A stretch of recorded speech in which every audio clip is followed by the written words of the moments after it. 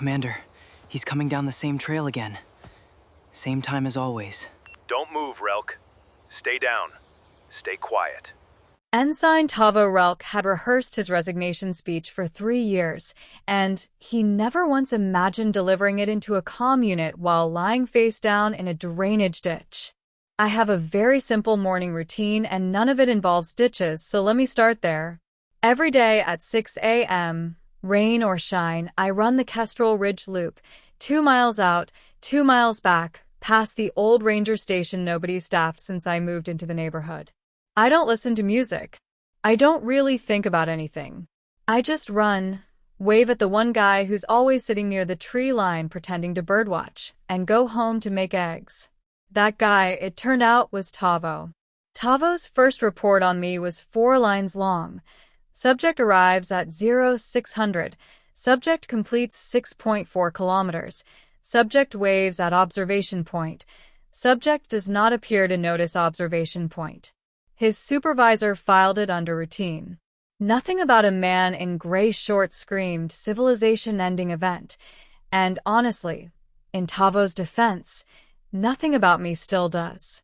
The trouble started on a Tuesday when Tavo's relief was running late and he'd been crouched in the same bush for 80 extra minutes with a numb foot.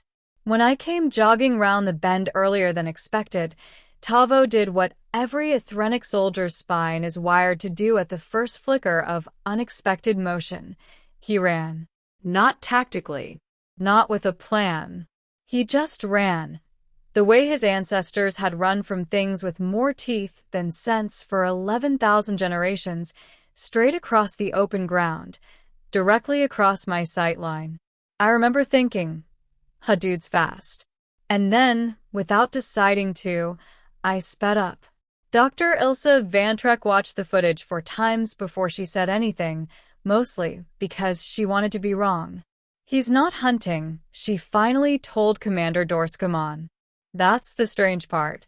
His heart rate barely changed. Cortisol's flat. He's not chasing Tavo like prey, he's chasing him like it's Tuesday. Ensign Relk is currently unaccounted for, the commander said. I'd like a better answer than like it's Tuesday. Ilsa pulled up the biometric overlay again, the human's little red heart rate line sitting there, calm as a pond, while Tavo's own readout spiked and cratered like a seismograph.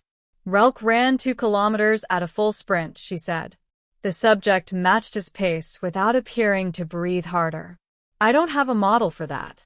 Most pursuit predators on file burn out in 90 seconds. So he'll stop. He hasn't stopped. In my defense, I didn't know I was chasing anyone. I thought I was chasing a coyote. We get them near the ridge sometimes, skinny, fast, allergic to eye contact. And I have a personal rule that if wildlife wants to turn my Tuesday run into a fartlek session, I'm not going to be the one who says no. Best 5K split I'd had all month. I made a mental note to tell my coworker Priya about it because she runs a 10K pace slower than my recovery jog and needed the humbling. I did not see the second guy. Or the third. Commander Dorskamon had run 4 campaigns, survived 2 mutinies, and buried more soldiers than he liked to count, and none of it had prepared him for the sentence currently coming out of his tactical officer's mouth. Sir, perimeter squad 4 just broke formation. Broke formation how? They saw Relk running. They ran too. It wasn't insubordination. Amon understood that immediately, and understanding it made everything worse. The flight reflex was older than the Directorate itself, hardwired into every Athrenic soldier since before they'd built their first ship. See a packmate flee, you flee with them, ask questions never. It was a fine instinct on a homeworld full of things that ate stragglers. It was a catastrophic 112 meters from a cloaked listening post buried under a public hiking trail. Recall them. They can't hear the recall, sir. They're not thinking. They're just running. Amon tried the only other option in the manual.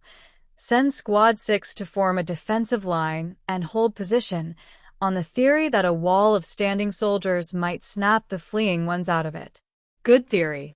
It lasted exactly as long as it took Squad 6 to see their squad mates sprinting toward them in raw terror, at which point they did the one thing 11,000 generations of instinct had ever taught them to do, and ran alongside them. 14 soldiers now. Amon stopped updating the count out loud. And somewhere behind all 14 of them, entirely unbothered, humming something that might have been a jingle from a cereal commercial, came the human. I did clock one weird thing around mile 6, a little silver, hovering low over the ferns, buzzing. Gone before I could get a good look. Figured it was a dragonfly or one of those kids' camera drones, and made a note to tell the ranger station about drone etiquette on the trail if anyone was ever actually staffing it. Then I forgot about it completely because I'd found a really nice downhill stretch and wasn't about to waste it thinking about bugs. By mile 5 I'd stopped seeing the coyote, figured it looped off into the brush like they always do, but I was having a genuinely great run, so I kept the pace up out of spite for my last half-marathon time. Somewhere around there I did notice the trail felt a little more crowded than usual, a few too many rustling bushes for a Tuesday, but the ridge gets deer. It gets turkeys. It gets one memorable incident with an emu I still don't have an explanation for. I wasn't going to let some local wildlife convention ruin my splits.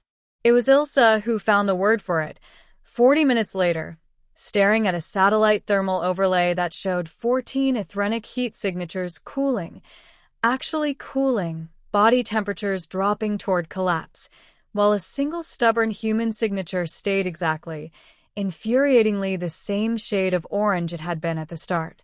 Persistence hunting, she said quietly. Explain.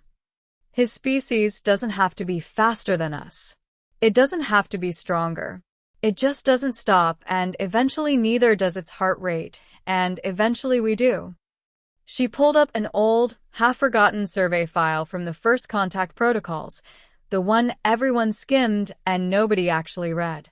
It's in the settlement guidelines. Section 9. Do not initiate flight response near human observers. I always thought that meant don't panic them. I think it actually meant don't panic near them. Amon stared at the thermal map, at his soldiers strung out across 3 kilometers of forest, legs failing under them one by one, the human closing distance not because he was hunting them, but because he had simply, mildly, never once slowed down. He's not even trying, Amon said. No, said Ilsa. That's the part one can't get past. He's jogging. Amon thought about the survey team still parked in orbit above 3 other systems, filing reports full of the same word he'd used about the humans a week ago, harmless, and felt something cold settle behind his ribs that had nothing to do with the season. 14 trained soldiers, run into the ground by a species that hadn't even noticed it was doing it. He didn't want to know what one of them could do on purpose. Pull everyone back the moment he turns for home, he said.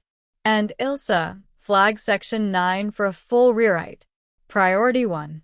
I found Tavo first, half collapsed against the ranger station, and I felt bad, I really did. Guy looked like he'd run a marathon in a windbreaker 3 sizes too warm. I gave him my water bottle, told him to walk it off, and figured whatever costume convention was happening in these woods today had gotten a little out of hand. Found 2 more of his friends a quarter-mile later, sprawled in the ferns looking equally overheated.